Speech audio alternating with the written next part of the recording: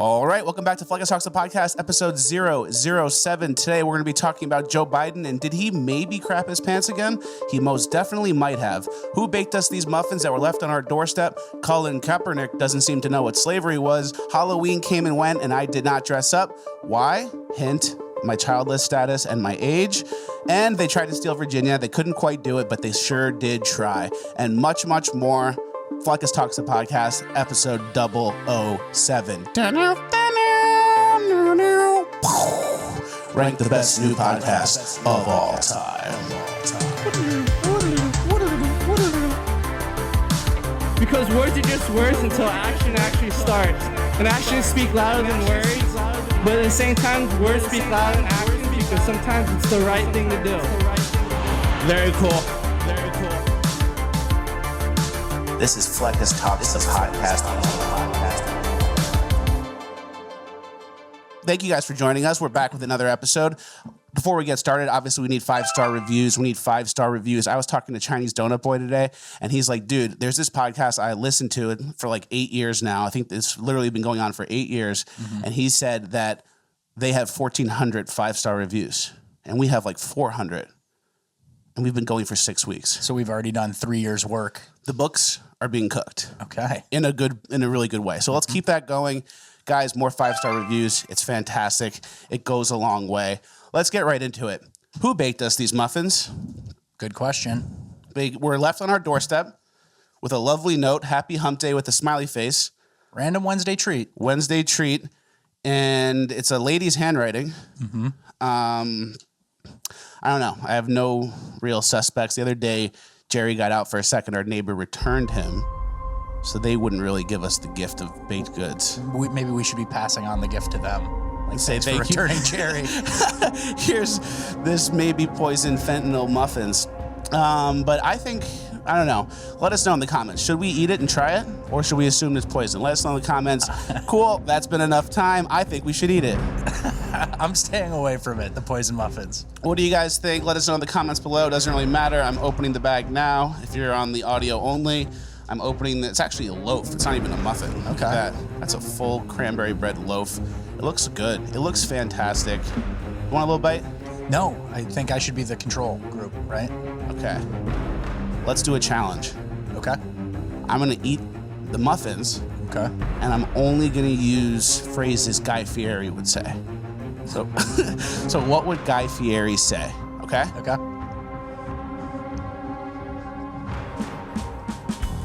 That's a lot of flavor. Out of bounds. This is money. Oh, that's a good one. Not your grandma's cooking. It's Flavortown time. Get on the bus. We're driving to Flavortown. All right, that was good. Thank you to whoever gave us those muffins. Don't get used to this, though. We'll probably never eat food from a stranger again. Yeah, lesson 1 of podcasting is always eat, stuff your mouth, and then start going, right? So. Yeah. Well, I'm alive, and we'll see what happens towards the end of the show. Maybe I get a little loopy. Maybe somebody didn't know. Start drooling, just fading off. All right, everything's fine so far. It was very lovely. That and the toaster, maybe some butter on top. That ain't nothing now. Now we're talking. All right, we just got back from a lovely trip to Georgia. Where was it? It was north of Atlanta. Yeah, Cleveland, Georgia. Cleveland, Georgia. And it was for a typical liberal's wedding. Grantley, you guys know him from the Iguana Hunt. Yep. And the Squadcast. It was very nice. I loved it. Lovely wedding. It was like on this hillside at a vineyard, a bunch of chairs set up, this nice altar, rolling hills. Something about white chairs being in nature. Yeah. It really, the contrast. It was very special. It was very special. And the place was not a dry facility, but it was beer and wine. No hard liquor facility. And the groomsmen, you know, I'm not going to get in trouble with Grantley's wife, but of course not. The groomsmen, we snuck in, you know, some bottles of alcohol, no big deal. Groomsmen stuff. We're in the room together. We passed around an American Barrel's whiskey. The boys are being boys. Yeah, it's a little bonding, boys. And then the lady who worked at the facility started catching us. She started rooting around. So we had the groomsmen room, like where there's like a side groomsmen room and then the bridesmaids room. Yeah. And so we obviously had it in there. And then she like stops us outside and she's like, I need to make an announcement. And we're like, okay, I'm 32. Interesting. What's this going to be? Yeah. And she's like, I found one of the bottles in the room hidden. This is a no liquor facility. If I see it again, I'm going to have to seize it. It's like, all right, lady. She's working at the border. We'll be a little more subtle with the drinking, but no one's seizing anything. I'm a full human adult. But she did get the bottle. She snagged it. Oh, she took it. Yeah, she seized it. So she was right. And then the parking lot. Yeah. You gonna parking go lot, same thing. We're in by the truck. There's a bottle hidden behind the truck. Mm-hmm. And, everyone goes there. You have a swig. No big deal. And she kind of sniffed that one out, too. So she went out to the truck and goes, there's like a case of liquor in there. And she goes, guys, I'm going to have to confiscate this whole thing. And it's like, no, yeah. You can't. I'm an adult. Absolutely not. But it was hilarious. And it was a very fun time. Everyone had a great time. I looked like a combination of like Meatloaf and Pavarotti put together. Yeah, that tuxedo shirt. The tuxedos aren't meant, the rental tuxedos aren't meant for people above a certain size. Because once you get above a certain size, they just try to cover you up in the costume. And you look like a block. You just get blockish. Yeah, exactly. The vest, everyone has a vest that connects in the back and has a full back. Once you get to a certain size, the vest just becomes like an apron that they kind of just drape over you and you tie however you can in the back. And you're just trying to like look as you're trying to be passable. Yeah. It's like a grade school art class smock. Those oversized t-shirts. Tie it in the back, tuck the straps into your pants that are also a joke. And good luck. It's like how you address a sea lion. You kind of just throw it over his head, tie whatever you can in the back. And from the front, you get a picture. You get the shot. And in the back, it's chaos. Circus Town Clown Boy. Yeah. So that was me. It was fun. It was a fantastic time. We danced a little bit. It was great. After the wedding, we had a nice big poker game. Eight players. Guess who finished top 2? Richard Ratboy and myself. Can't say that I'm surprised. The kid's a genius. Top 2, baby. So was Ratboy. That was good for the show. That was great for the show. We needed that for the show. But yeah, no, that's fun. When you get a bunch of dudes playing poker together who actually kind of know what they're doing, it's always the best. And so... Yeah, there was times though, like I grew up playing poker in like high school with your friends. You had poker tournaments, whatever. There were times where I'm betting into we're showing cards. Like we bet all the way through. Yeah. And it's like I have 2 pair and I'm like wondering what's going to happen. And the person flips and I'm like, I have a jack high. And it's like, why are you even in the hand so late? Like I didn't understand. But it happens. I mean, people are just like, whatever, I'll risk it. I'll see what happens. Jack high, blomp, you're out. Yeah. Well, we won and we actually got in a little bit of an argument. We did. Which I think goes hand in hand with late night poker playing. I think that's standard. That's boys being boys, like argument over poker. So you want to explain it? Oh, yeah. Oh, well, of course. I would like to get my side in first. So we're towards the end. It's Don't like, poison the well. I'll be speaking after. It's like 1 a.m. Me and Ratboy are in at the end, first and second place. He has about 3 times my chips. Yeah. He has like 30,000 worth in, it's like fake numbers, but he has 30,000 in chips and I have like 10. Yeah. Something like that. And we're going, the blinds are pretty big at that point. The blinds are like 1,500 each. So I'm saying to him, he's like, oh, let's just call it. Let's call it. I'm first place. You're second place. Take the payout. Let's go home. And everyone's kind of like okay with that because it was so late. But in my mind, I'm like, no. I could go all in 5 times in a row and still lose and then get the same payout. Why would I call it just to take, got to make a deal with me. So we got into a little bit of an argument. We actually have a video of that. So here's the argument. You finish me off. Why don't you finish me off? You're so stupid. Finish me. Let's waste everyone's time. Let's waste everyone's time. This is finishing the poker game. This is finishing the poker game. We all knew it would come down to something like this. Waste everyone's time. This is not wasting everyone's time. This is the final 2. Here's flag, guys. Wasting everyone's time. Let's go, Brandon. Yeah. So obviously I was right. You got to finish me off. Yeah. You can't just say take second place and walk free. You gotta finish me. Okay. We end up finishing it out. We finished it out. I said play 5 more hands, see what happens. I went all in like 3 times. Then eventually Zach went all in. I called with nothing great. He finished me off. Yep. That's how I want to go out. Yeah. That's how I like to go out. It worked out. I think it was 9-10. 9-10 suited that I finished him off with. And I don't care. I think it was a win for everyone. It was. I got a bunch of money, a couple, a few $100. That paid for expenses. That paid for some rooms. I think that paid for my room for the whole weekend. I got a free trip. Me too. All I had to do was drive 12 hours each way. And then also on top of that, I learned something new that I've never learned before that I think is culturally significant. So people out there, some of you may know about Cheeto fingers, especially Red Hot Cheeto fingers. Yeah. The night after you eat a whole bag of Red Hot Cheetos, The next day, you got some remnants. You got some leftovers on your fingertips. It's a red powder. You can't really get it off unless you really go at it. Yep. Everyone, if you see it, you're like, oh, that guy was eating Red Hot Cheetos last night. You got them Cheeto fingers. Cheeto knuckles or something else that was developed on this trip. Typical liberal was eating so many hot Cheetos and he was digging so far in the bag that he had Cheeto knuckles on the other side of his hand. And that's something I've never seen before. So there's like levels to it. Normal people live in the world where you get some Cheeto fingers and maybe not even like, that's already skewing towards a little much. Yeah. If you have food left over on your hands from the night before. Cheeto knuckles. Oh, yeah. The night before. Cheeto knuckles. Yeah, exactly. You got to wash your hands after Cheetos. Everybody knows that.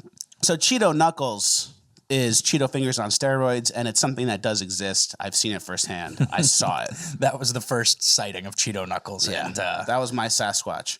The wedding was great. On the way home, Richard Rappaway and I stopped at Buffalo Wild Wings. Oh, yeah. And this was crazy. Everyone talks about the supply chains and the economy, whatever, Joe Biden. We went to Buffalo Wild Wings, and nobody was working there. Yeah. And I was like, yo, Richard Rappaway, what's going on here? And he like very calmly was like, oh yeah, no one's working. And I'm like, what do you mean there's no one working here? He goes, oh yeah, like there's no employees. No one came to work. No one works here. Yeah, I saw 3. And I was like, what do you mean no one works here? I just like fully didn't understand. But yeah. And this was on Sunday during like NFL games. They had like 8 NFL games on TV right now. And then they're like, whoopsie. Nobody's working. Exactly. It's not like it's some random place. Like Yeah. Buffalo Wild Wings should be killing it on Sundays. That's the point. That's like the point of it. So it was nuts. I've never seen it like that. And then you get the food and it kind of looks a little weird. Like our food looked like it was like boneless chicken wings with a sauce on it. But then it looked like a room temperature sauce was just poured on top. And it's just like my options for food poisoning It was are food. 10x all-time highs. The market just opened on food poisoning, and it was. I remember eating the bites and I didn't even fully like it. And I was like, this is going to be bad. Yeah.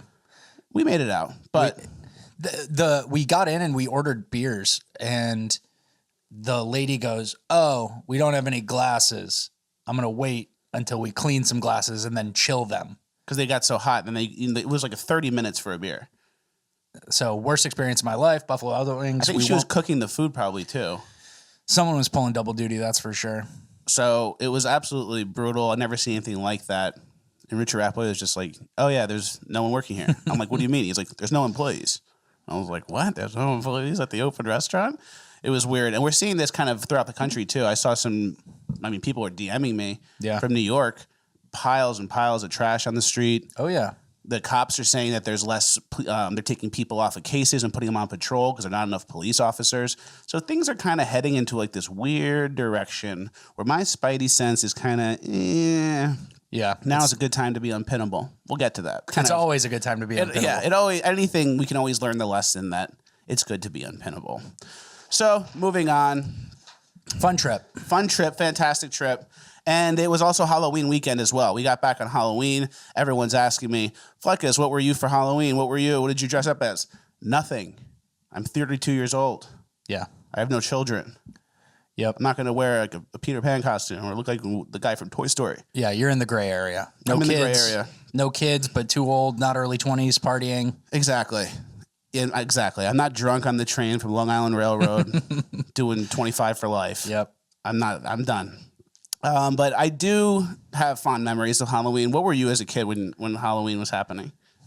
What were your favorite costumes? I was everything. I was always like Spider-Man or like, superhero type thing. Full face cover Spider-Man? Like full suit? Yeah. Oh, full interesting, suit. yeah. I bought the costume packs. I wasn't crushing it. I wasn't like, total recreation of a movie or anything. It's like buy the $40 costume pack, have fun. You're a kid. Yeah. Love that. Pure Americana. That is pure Americana. I used to be Andre Agassi every year. I remember you showing me a picture of that. And I would have Mr. Potato Head earring. I'd draw a fake goatee. I'd wear like a tennis shirt, like a tennis polo. I'd have a bandana. And I would go to my grandparents' neighborhood and I would trick or treat. You'd go out of town for trick-or-treating? Yeah. You'd go off block? Yeah, off block. Why? I'd go with the grandparents. It was fun to do with the grandparents. Okay, and they had a okay. great neighborhood. They had like house. Like Okay. everyone knew each other. And We would go trick-or-treating. I would go to it was a very old person neighborhood. So everyone would answer the door like, oh, what are you? And I'd be like, I'm Andre Agassi. And they'd be like, okay, like no clue what that even meant. It was very nice. It was very lovely. I saw some good costumes. My favorite costume, it might have even been last year, but I saw it on Instagram, was the kid going as Lori Lightfoot. Oh, yeah. That was epic. Sloppy Lori Lightfoot, too. Not Lori Lightfoot's best. Yeah, it wasn't a pro Lori Lightfoot costume. And also, friend of the show, our friend Veronica had a very good costume. She's a lovely young girl. She went as Shrek. Wow, I saw that. So it's like there's girls take the opportunity of Halloween a lot of times. Yeah, there's like the Mean Girls theory. Exactly. To wear less, to have your butt out, to wear something that's see-through, to wear underwear and bunny ears. It's tempting. There's an avenue. Veronica chose to go as Shrek. She painted her face green, stuffed her shirt, stuffed her pants. There's two types of girls. And went as Shrek. And that's why she won Costume of the Year. We're sending her a shirt.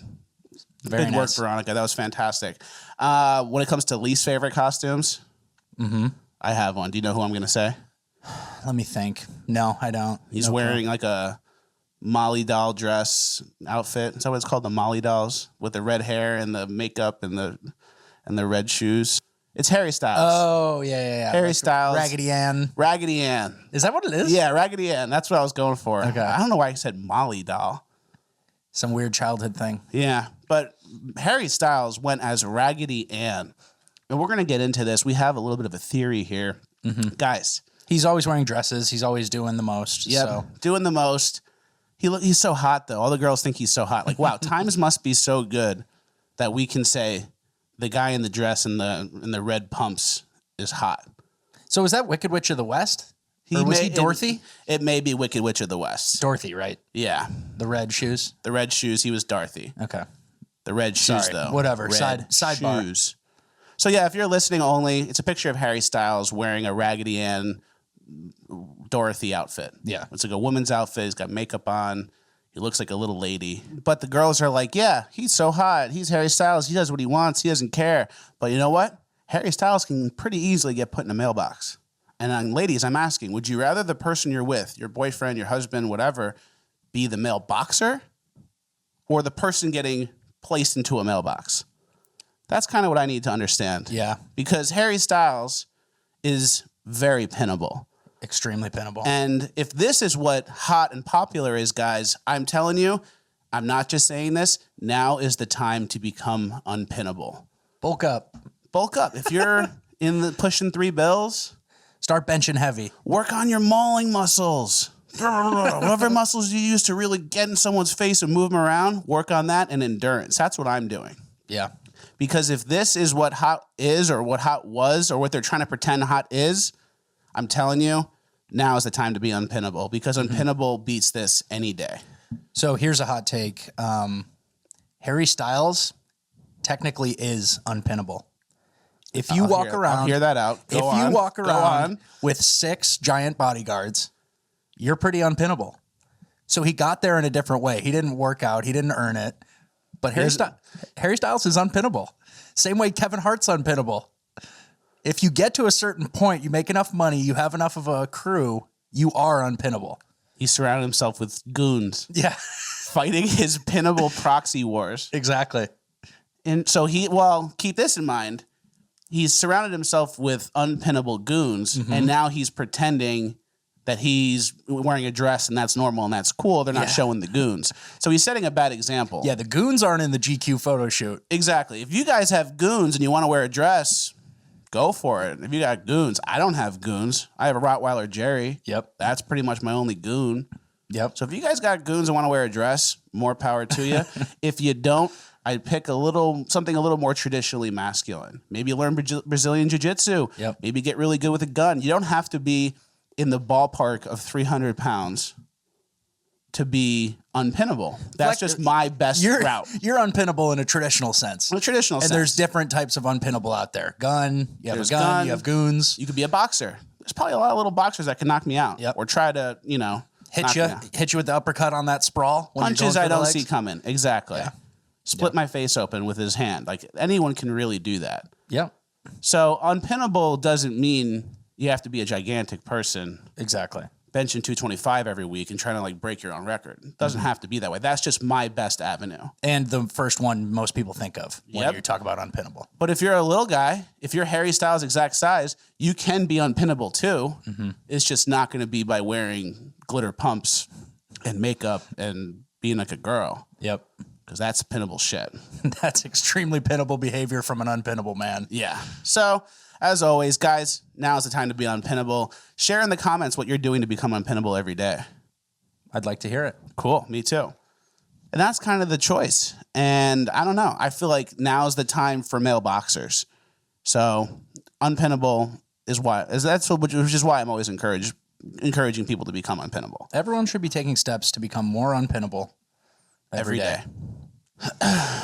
Exactly. Moving on. We got to keep the lights on. We delayed the ad long enough. Guys, Christmas is coming. Holidays are coming. Trader Joe's shirts are still available. Use code Jerry. They're less than $20. They're so cool. Trader Joe's Army Surplus. Honestly, one of the coolest shirts in town. The Clintons as well. Very cool. We also have base merch, base cups, all great stuff. Shopfleckus.com. It keeps the lights on. Last time we plugged it, we got a good amount of people buying t-shirts. We appreciate it. It goes a long way. It keeps the lights on. There's like 7 lights in the room. We got to keep them on somehow. Thank you guys for supporting. It goes a long way. Getting into the real action now. The show is basically starting. Biden may have crapped his pants. The show's basically starting right now. Thank you for making it through the first 20. Biden may have crapped his pants again. Yeah. Well, I'm also seeing like crap your pants is obviously the meme way that happened, but he could have just as easily pissed his pants or dribbled or had some like big stain on the front. So yeah, had a bathroom incident. So we're fair here. We're going to be fair and we're going to call it what it is. And that was the main tweet that bathroom like incident. first. Yeah, exactly. That was the main tweet that first like set it all off. Like word around Rome is going on that he had a bathroom incident. So it's pretty open-ended. Shitting your pants is going to get memed, obviously a lot harder.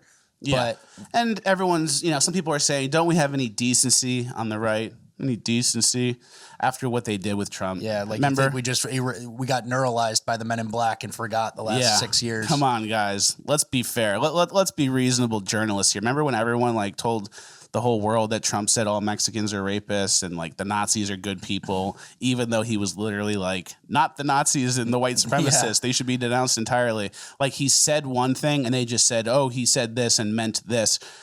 So now's the time for decency, I guess. Back then was the time of, not going to the source material and just trusting the journalist. And now's the time for decency. So, oh, who knew? Thank goodness. And the Pope doesn't care. The Pope's in on it. He knows the plan, the global thing, and Biden's role in it. So he's looking the other way. Yeah, we'll never truly know.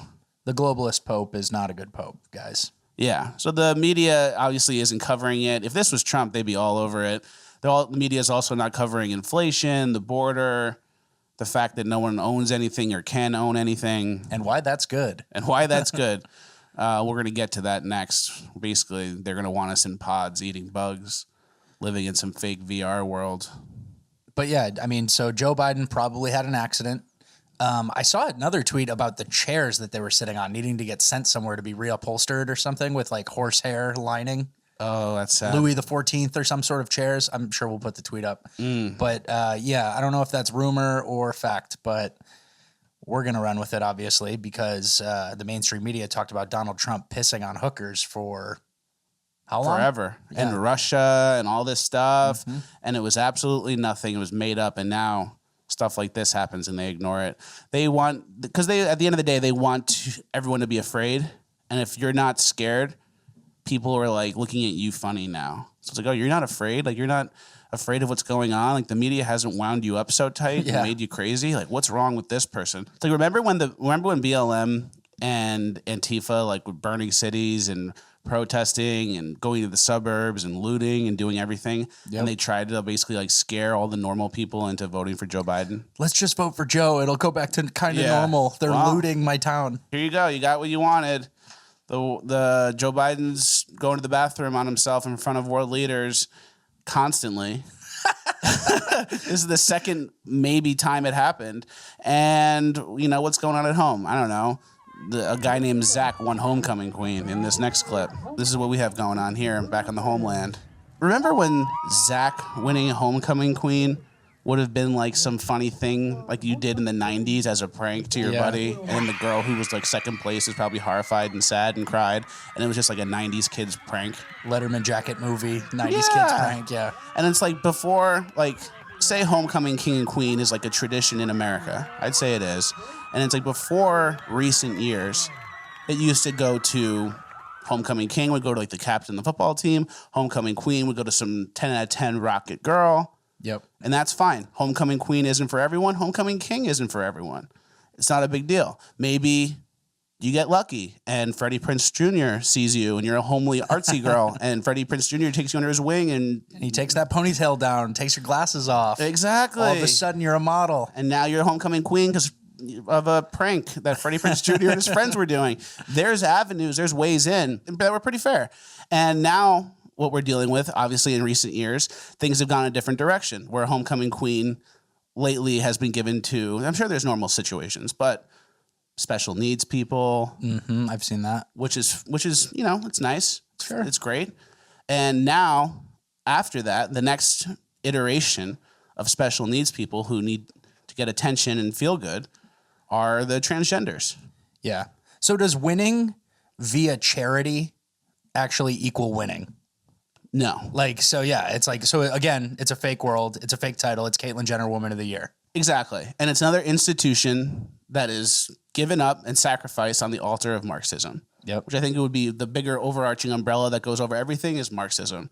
Mm-hmm. So it's now the Homecoming Queen is a guy. Great. Sorry, ladies. It's the guy in the dress. Chad, football player, kiss this guy. You have to. Yeah. You have to kiss. Then you have to dance. The king and the queen have to dance. You have to dance. So now it's like, and you have to kiss the guy. yeah, do it, bigot. That'll be the line. And when it eventually comes to The Bachelor, I think that's when people will really start to see it. They'll have like a transgender woman on The Bachelor, and the guy, I bet the guy kisses her and pretends it's normal. I like when they ruin it. Yeah, I me too. I would love to see The Bachelor get woke and completely ruined. And didn't the guy already step down? The Bachelor guy? One of them. I stopped watching after. Yeah, I don't watch it. Yeah, I stopped watching like after Hannah B season, basically, or Colton season. Colton came out as gay. He was gay after being The Bachelor? Yeah. Jeez. Yeah. And then Hannah B is all worked up from that, I'm sure, trying to figure out what happened and what went wrong. And it's like, he was gay. Yeah. So nothing. You couldn't do anything. Yeah. So yeah, we would love to see some transgender women on The Bachelor. I think that would be great for equality and progress. And that guy better kiss that guy or else he's in trouble. Yep. And that's what it's going to take for people to wake up. They have to come for something that you care about, The Bachelor. I think that would that's do it for me. I think that's a good term, though. Charity winning. You won by the pure goodness of other people's hearts for that moment. Yep, exactly. Everyone wanted a feel-good thing, and the definition of feeling good has skewed so much, and everything's a political opportunity. You can't just vote for Hot Holly and Chad. Yeah, the quarterback and the cheerleader are no more. No Give more. me two freaks. The freakiest people we got. And then that's what it is. People are basically electing a circus. And half of the people who aren't electing a circus are letting a circus get elected. Dark. Yep. Dark times. Well, it could be worse, and it's going to get worse because Metaverse. The Metaverse. The Metaverse is coming. Facebook announced Metaverse is their thing. It's like how would you describe it? An online world? Like a VR. I mean, Facebook owns Oculus, right? So they want you to put on the eyeglasses and the little hand things and jump into Mark Zuckerberg's cartoon world and sit around the conference table talking to your coworkers and stuff. And doing like your job away, like in your home, doing your job in the VR world. So everyone shows up to the VR world doing their job. And you're in your shitty apartment just going like, Well, what company? A company made a metaverse and they have Microsoft Excel in it. Yeah, Microsoft is announcing their own metaverse which is probably going to be Zoom type, for working, more work, corporate type stuff. And it's like, yeah, our metaverse has Excel. So it's like, fuck, Yeah. I can't get away. Like, So you're going to put on the things. You're going to live in your pod. You're going to live in what do they want you to live in? they want you to live in a shipping container A shipping with container. one area for your VR stuff and then one little bunk bed. and they're going to stack them all high, just like Ready Player One. And you eat your bug paste to stay full. You eat your bug paste, which is ethically harvested, and you consume. You consume, and you spend all your money in the fake world. You don't own anything in real life. They want you to buy a plot of land in the metaverse for $50,000. And people will do it. I feel like eventually, like, you know how the Amish people just kind of stopped at like 1875 or whatever it was. It's like, yeah, we'll take the horse and carriage, we'll take this, but no new stuff. We're done. That's how I feel about the metaverse. You're cutting it off. iPhone, cool. You know, NFTs, Skyping, NFTs, sure, whatever. Let some people like them. But I'm done at the metaverse, and it's a new Amish, new class. The line ends at the metaverse. It's people that are not participating in the fake world. We already participate enough in the fake world that is reality. In the real world, yeah. We don't need to go to a fake world. What are they going to do when we get there? Steal an election? Yeah, steal the elections, put me in timeout and take my avatar down, not make my avatar allowed to say stuff. Yeah, you'll be like a gray blotchy screen, and it'll be like... And I'll be like, Joe Biden stole the election. I'm trying to say something. Exactly. And they're going to ruin that too. What if the LGBTs get there first? And now, that's what's going to happen. It's going to get ruined. It's already ruined. They basically are finished with the real world. They did a number on that. And now they're like, let's ramp this up. How do we escalate? Let's ruin things that don't even exist yet. Yeah. And also, it's like, I don't want to get conspiracy, but metaverse, doesn't meta mean death? Isn't the infinity symbol that metaverse talks about like a snake eating itself? Are these two things that I'm just kind of, am I jumping too far ahead? Yeah, I've never even... Imagine this. Hey guys, do you hate your life in real life? Is everyone coughing and racist and not okay with transgenders kissing your son? Did we tell you to hate it enough? Come to the metaverse. This is where it's at. You can own nothing, live in your pod, and you sign in here, and you put your things on, and you have a huge, awesome view of whatever you want in the fake world. You're at the beach. You're at the beach. And then I think, I don't know, like, what is it? Is it the data collection, the energy that goes into it that gets sucked out of you, kind of like in the Matrix, and then, like, that's what feeds Mark Zuckerberg? Yeah. Zuckerberg converts your data to money, and that's how he thrives. And they're trying to convert, like, the data to... like consciousness almost. And I think Mark Zuckerberg's trying to create like this world where he's the god. And then everyone's going to go and pretend it's think it's better than real life, because I'm sure there'll be some sort of like, in the way everything goes to porn, like TV eventually became porn box, and then the computer eventually becomes a porn box, and then your phone is a porn box, and eventually the metaverse is going to become a porn place too. Yeah. And everyone's going to go to the Gluck factory. And be anonymous, and then they're never going to want to leave the metaverse, and then that's going to be better than real life. And Mark Zuckerberg, who's not a human, will suck their soul through the data and emotional output that people are giving to the metaverse, and then he'll achieve some sort of thing where he becomes bigger than the world, out of worldly. Is that possible? He could be a god in his own little metaverse. I think that's what he's going for. And it's funny because Zuckerberg is creating the metaverse, and he wants to tell you how good it is while he's quietly buying as much land as he can on Hawaii, and quietly like getting tangible assets here. So do as he does, not as he says. So I will not be attending the metaverse. I will not live a life where the metaverse is better than the life I could create for myself. I refuse. And I encourage everyone to do the same thing, because I don't know. There's some people out there who are lizards, and they want what you give them in the metaverse. And I think Mark Zuckerberg. So think about the people. Yeah. Who are some people who you see and you're like, this person is kind of just sticking out. They don't fully get it. They're not fully human. They don't interact properly. It looks like an alien reptile trying to pass as a person. I would say Mark Zuckerberg is at the top of that list. I think Kamala Harris is up there too. Yeah, like there's a little alien in her head driving her. Exactly. And I that's a stupid thing. And this is obviously the conspiracy corner part of the show. Well, it's also a joke. And it's a joke. It's not serious. Not serious. Fleckus is losing it. Fleckus is losing it. I'm winking to the video watchers. Sorry, audio only. It's not a joke. But, you know, there's something there. I think Kamala Harris at night goes home, goes to bed, and she just like doesn't say anything until there's like a camera or people in front of her. And her husband, like Zuckerberg's wife, just take care of the bot. Is the caretaker, yeah. They take care of the bot. They update it. They know what's going on. Zuckerberg's wife, she's just updating the bot. She's the bot handler. If I had to guess. That's fair. To go conspiracy corner, don't go into the metaverse. It's a trap. Don't live a life. If you die in the metaverse, you die in the real world. Yeah, it's true. Because they're going to try and kill everyone who goes in the metaverse. And all right. That's the unscripted. All right. They're going to try to kill not. everyone that goes in the metaverse. I don't think I could even say that for legal reasons. I know.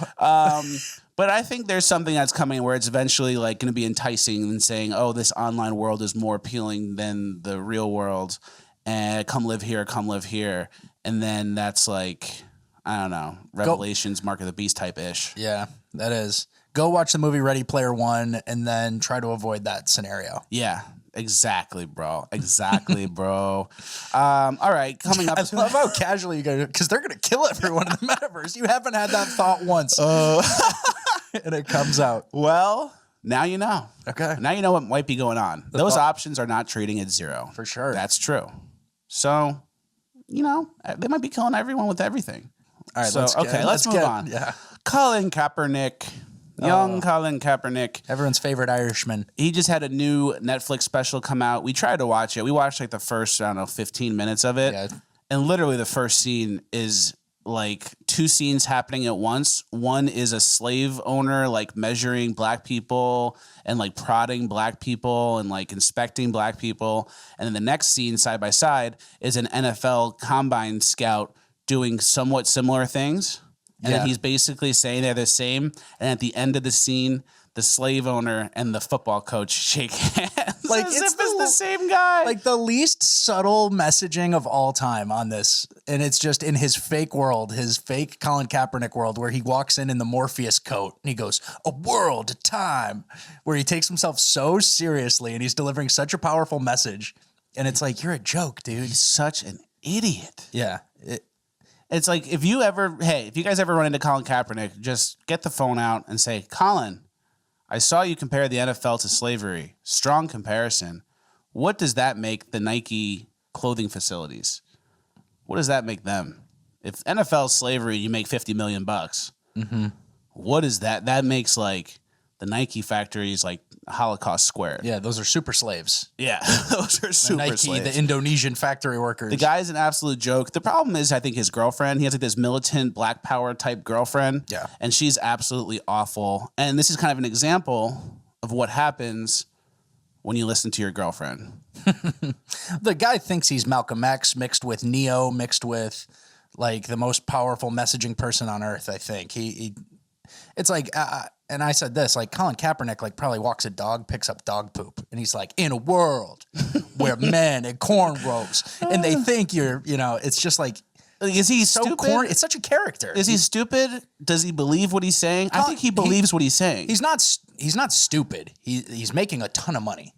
He's not doing this for fun or for whatever. He's making a ton of cash. So does he know what he's doing? Netflix, the deal, they backed up the Brinks truck. They dumped a pile. Nike goes, oh, okay, well, we can use him. Dumped a pile. Because it's basically like you're buying his influence where it's like if we can get Colin Kaepernick on behalf of Nike on the front lines talking about how the NFL is slavery, by the time the average scrollers are like, what about Nike and Colin Kaepernick? Isn't Nike the real slavery? Like that's such like a plan Z for anyone listening because you're like, oh, the NFL slavery. Maybe it's not that bad, but maybe it's worse than I thought. You're not thinking the person telling you about slavery is actually complicit with the slavery and making money off of nice slaves. It's like calling Planned Parenthood, and not many Parenthoods are being planned. Yeah. Well, it's funny because Kaepernick, it's like once you reach that certain point of like, they're giving him superstar money. Kaepernick reaches the point where you basically barely do any work. You show up for some photo shoots and whatever, and you get $20 million. You start a brand that somebody else designs and you just are pictured on it. And then it's like, so who's the real, like, slave owner or whatever here, like the people making the shoes, and you're getting paid at the face of it. It's just like he's the slave owner. Well, he doesn't. Well, he's certainly profiting off of it. He's the top guy on the plantation. If this was like a plantation metaphor, yeah, for sure. I mean, he's definitely making tons of cash, hand over fist, while Indonesian factory workers are being threatened by the military to taking a lower minimum wage. Yeah. And Colin Kaepernick doesn't say anything about that. He's a Muppet. Take a lap, buddy. You're done. And Nike does this thing where they're like, whoa, whoa, whoa, whoa, whoa. Like, that factory's just an independent contractor. We don't know what they're doing at that factory. And it's like it's going great. It's cheap, and I don't really want to know. I don't know. I love Indonesia and China and Vietnam. So it's just like that thing where they go, oh, clean hands, but it's like whoever's intimidating these workers or forcing them to not. It's just a bad scene. Someone's doing their dirty work. They have proxy goons. Nike's got proxy goons. For sure. Oh, and those goons are pinning people. Nike's got more than goons. They have political goons, you know? Physical and political goons. And Colin Kaepernick is just like, oh, this is good. People must like my message. And it's like, don't you see? Don't you see that you're floating around and not doing anything and not making any real change? And you're just being used as like a lead blocker for the worst offenders. It's like so ironic. And it's so ironic that, he's got to kind of be in on it. Yeah. He got to be in on it. Because you have to hear, if you're not, then it's like you're really stupid. But then remember Demi Lovato? Yeah. She's an idiot. She gets tons of money. Mm-hmm. She's pushing the message. I don't think she gets that tons of money anymore. I think it's a stupid thing. I think they find people that are stupid and they say, we're going to dress you smart. For Demi Lovato, obviously they gave her a mullet and whatever and made her look like a thumb. Different example. But like for this one, Colin Kaepernick, he has the suit, the afro, the all biggest black afro on black of all time. And it's like, we're going to dress you smart and dress you informed and dress you woke. And we're only able to do that because you're so stupid that you won't say, hey guys, are you sure the biggest problem to the black community is white supremacy? Are you sure these guys getting paid $20 million signing bonuses are the same as slaves who worked for nothing and were killed and, traded? Are you sure it's the same thing? Traded. Yeah, like you do get traded. You do get traded in the NFL, but it's not the same as slave trading. Yeah, I'll tell you that much. And it's like, all right, cool. NFL players, if it's so slavery, stop playing and go do anything else. Go be an accountant for Johnson & Johnson, and that'll be the worst job ever. That's slavery. Get in the cubicle. Would feel like crap. Get in the cubicle Monday through Friday. Hey, how was your weekend? Good. What did you do? Nothing much. How about you? Nothing. That's your life now. Is it fair to say we both wanted to play in the NFL? Like at some point in your life, did you want to play in the NFL? Because I did. Maybe. I don't know. You're a weird guy. He doesn't even like football, and he played football for 4 years. So yeah, it's weird. Ask any white wide receiver, any white cornerback or something. Do you want to play in the NFL? They'll be dying to. Football was never my identity. Yeah. So there was like guys in the team that would play, and then after they graduate, it's like, how do I keep playing? Arena, Canadian, a year off, whatever it is. I was kind of like, okay, football's over in 3 years. Football's over in 2 years. Yeah. Football's over in 1 year. Football's over in 5 games. And when it was over, dealer hands, walk away. But when you were in high school, you wanted to play. At one point, you wanted to play in the NFL or something. Yeah, that's maybe fair. Yeah.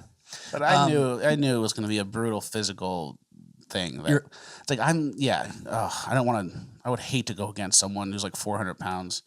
Sweating in their stands, But you're worried about that, not getting abused and not paid, you'd be exactly. getting paid. The money would be great. I'll do it, and then it'll probably kill me, and we'll have, $500,000? And the whole Kaepernick thing, it's like, oh, it's like slaves. Obviously, he's doing whatever he wants, whatever he's going to talk about.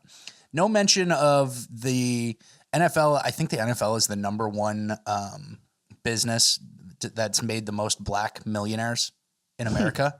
So most black millionaires in America come from the NFL. Obviously, it's a big roster. It's a bigger sport. So it's going to be more than the NBA or MLB or stuff like that. So more black millionaires than any other sport. And then it's like you ignore the fact that, like you said, football is not your identity. Some of these people, it's like a big part of it. And it's like, it is their identity. I get status. I get respect. Kids look up to me. I can give back to the community and do charity work. And it's like, I look cool driving a white Range Rover into town. Exactly. I look sick. I have a hot girlfriend. Like, it's awesome. And so it's like, But yeah, coaches measured my biceps. So like, I'm sad. Coaches saw how fast I could run, so they could give me a better signing bonus. So it's tired. We're done with it. And then here I have a blurb on 6 Nike contractor factories in Indonesia have applied for an exemption from the minimum wage law. The ABC reports they needed consent from some workers in order to be eligible. If the factories get the exemption, they will be able to pay their workers $3.70 per day instead of $4 per day. So these factories, whatever incentive structure is out there, are trying to save $3.70 30 cents per worker per day, and then that makes the difference. Like 25 cents an hour. So yeah, good job, Colin. Thanks, Colin. You're really tackling the issues. And when you go miss by so much, people assume the issues are ballpark in where you were shooting, and it's actually way off. It's the person with the gun. So, yep. Good job, Colin. You're a slave owner. Looking forward to what you do next, buddy. Yeah. Ugh. All right, moving on. Let's not get ourselves upset. Last night. Let's not work ourselves up. Let's not work ourselves up. The Youngkin results came back. Obviously. They obviously tried to steal Virginia, I'm sure, but they probably couldn't get it done. And they did the fake hate crime. They had the fake Nazi Charlottesville people come, and then the people got exposed and were shown, like their pictures were shown, and then everyone figured out some of them worked for McAuliffe, all of them were Democrats.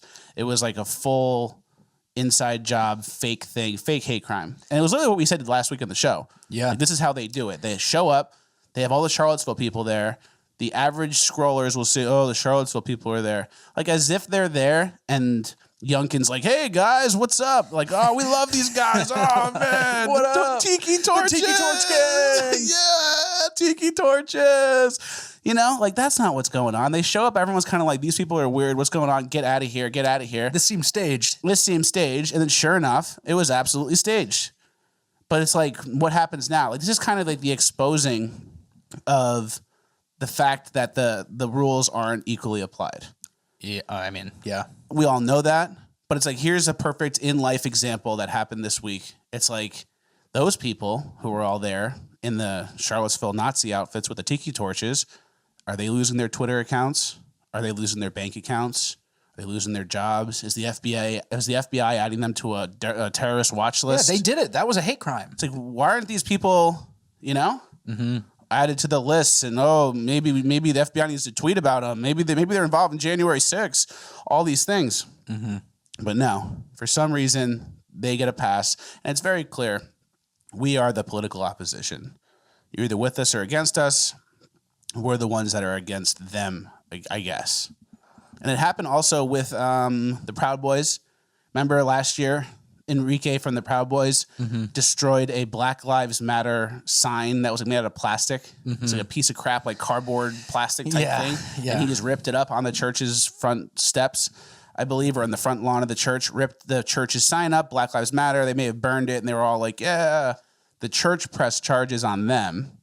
He got put in jail for a little while for that. But the week before, prior to that, Antifa and BLM tried to burn that church down. No one got in trouble. It's just blatant. Love living here, guys. Yeah, fun. Thanks, guys. So that's why it all kind of comes back to being unpinnable. That's why you can't really control what you can't control. The powers that be are clearly against us. The rules are not applied equally. You got to kind of control what you can. And don't expect them to be. Don't expect them. Expect the worst. Expect to be framed everywhere you go. Expect those muffins on the doorstep to kill you and be laced with fentanyl. I actually feel fine from them. You feeling good? Yeah, it's like a nice more? muffin. I'm not going to eat more. I want to do it the way I said. I want to put some butter on it and put it in the toaster. Do we have a toaster? Yeah. Good. I lied. We don't have a toaster, but I'm not going to tell the podcast. We got an air fryer. Yep. And then also they tried to steal New Jersey, it looks like. That's currently happening or is happening? It's kind of currently happening. How come every time we go to bed and it's close, we wake up and there's a swing from Republican to Democrat by just the perfect amount of votes? It's like, oh yeah, the Republicans up by 80,000. Oh, we found 110,000 Democrat votes. Yeah. Lucky you guys. Don't you know where to look? Oh man, the guy who locked our state down for the last 2 years at this point. Yeah, he'll probably win again. Yeah. Absolute muppetry. Hate to see it. At least we got the Virginia dub. And I don't know. At least we have eyes on elections now, which I think is better. Did you see Jamel Hill, known Colin Kaepernick sympathizer and fan? Of course. Tweet? She said, it's not the messaging, folks. This country simply loves white supremacy. That's what it's about. Brilliant, Jamel. It's so sickening. We watched CNN last night, and an Asian woman won, I think, mayor of something. Mayor of Boston. And CNN's like, oh, this is so great. This is the first Asian American mayor. And it's like, what are you talking about? Like, what does the lady care about? What are the lady's issues? What's her COVID policy? There gonna be vax mandates? Are there gonna be lockdowns? And they're saying, oh, she's Asian. Yeah. Yeah. That reminds me of this. Like, I think there was a headline once, like, first bisexual woman candidate for something is here. And then the first tweet response to it was like, what's her name?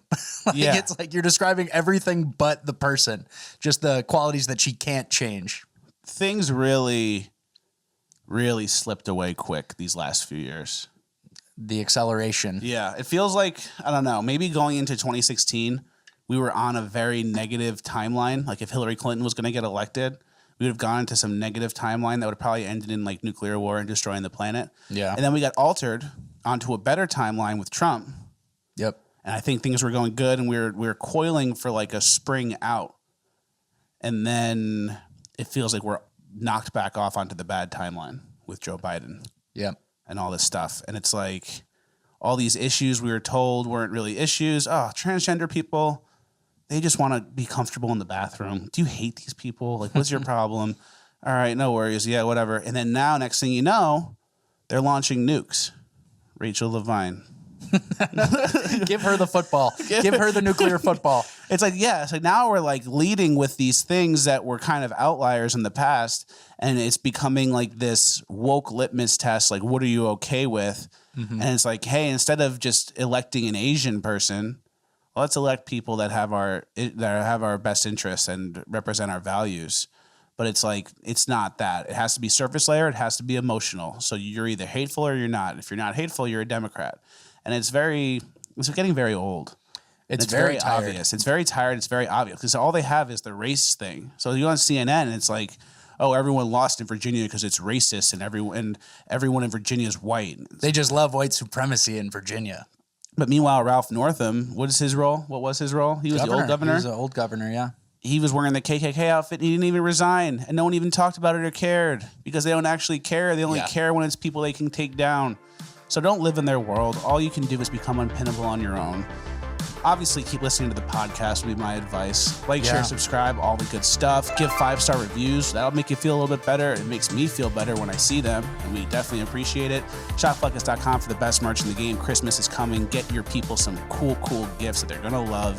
Thank you guys for watching. We hope you enjoy these podcasts. We love making them. Rich Rat Boy? Yeah. We love making them. These are our favorite thing. I love preparing for this and getting you guys new good content every week. So thank you for making it possible. We'll see you at the next one.